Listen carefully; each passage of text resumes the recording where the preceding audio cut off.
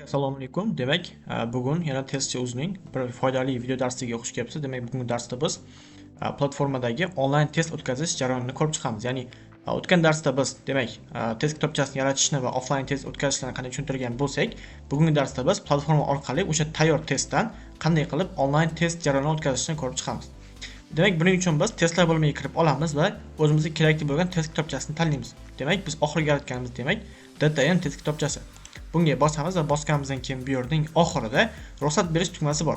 Ruxsat berish tugmasini bosamiz va biz tanlashimiz kerak bo'ladi odatda qaysi guruh yoki sinfga ruxsat berishimizni. Demak, ruxsat tugmasini bosamiz va biz 7-A sinf guruhiga ruxsat beramiz. Yani 7-A sinfdagi o'quvchilarning barchasiga ruxsat beramiz. Saqlash tugmasini bosdik va ularga testni yechish uchun ruxsat berildi.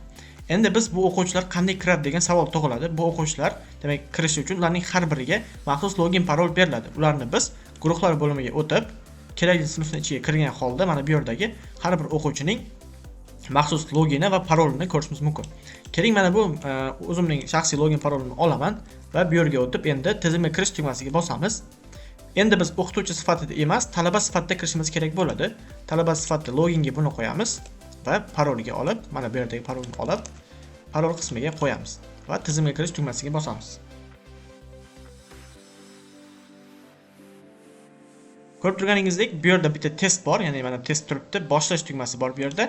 Agar men boshlash tugmasini bossam, bu yerda test jarayonlari boshlanadi. Demak, bizga 40 daqiqa vaqt berilgan ekan, biz endi testlarni yechishni boshlaymiz. Keling, taxminan to'g'ri kelgan javoblarni belgilab ko'ramiz va bizning oxirida balimiz qancha bo'lishini taxmin qilib ko'ramiz.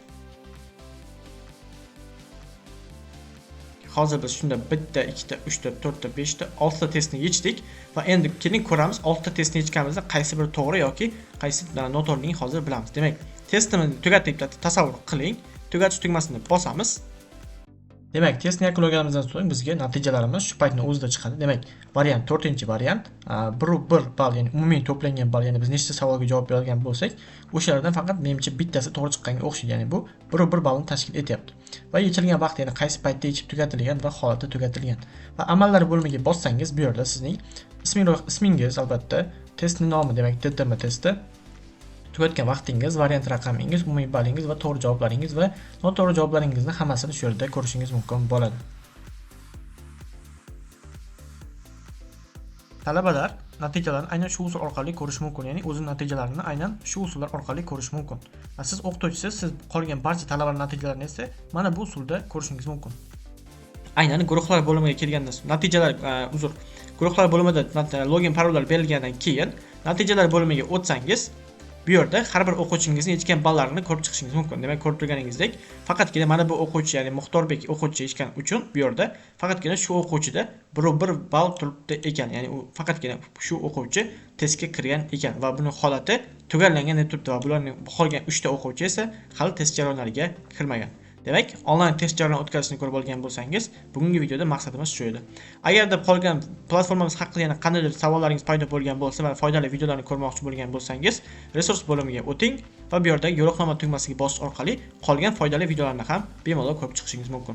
Sog' bo'ling, salomat bo'ling.